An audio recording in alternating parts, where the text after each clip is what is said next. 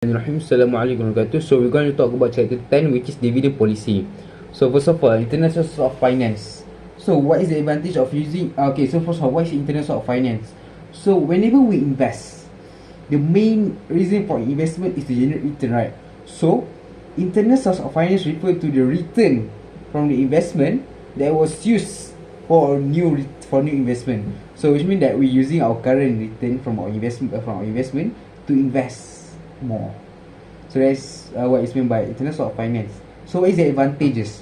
Advantages is that it's cheap, it's easy, we already have the money, so there's no need to ask the bank or ask from our investor and whatnot. However, the disadvantage is that it's not necessarily free, because when we have a return, investor assume that the return will be used to pay dividend for them, so it will be cost of expectation. Since whenever investor are investing in our company, they are expecting for return for their side, which is in the form of dividend.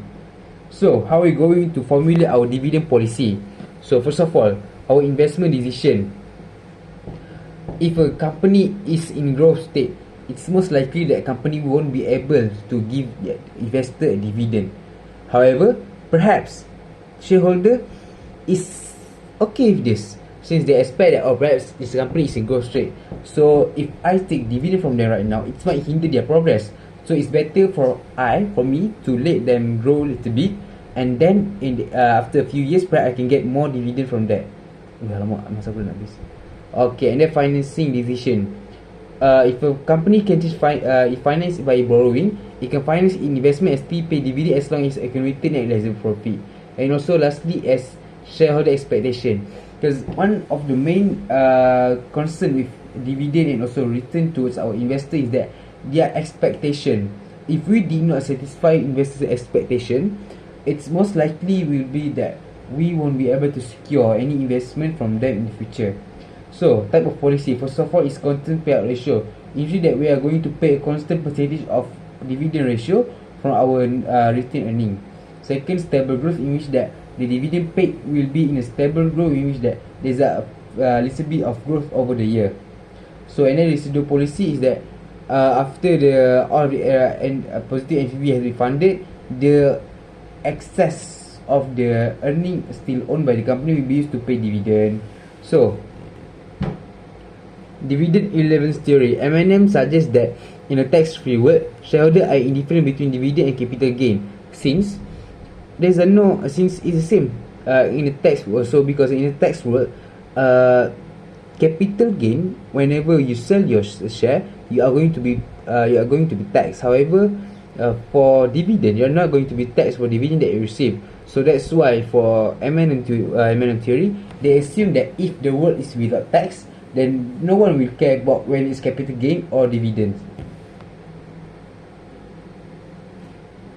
However, for this assumption, it's assumed that first of all, no taxes and also capital market are perfectly efficient, which means that investment will always be available for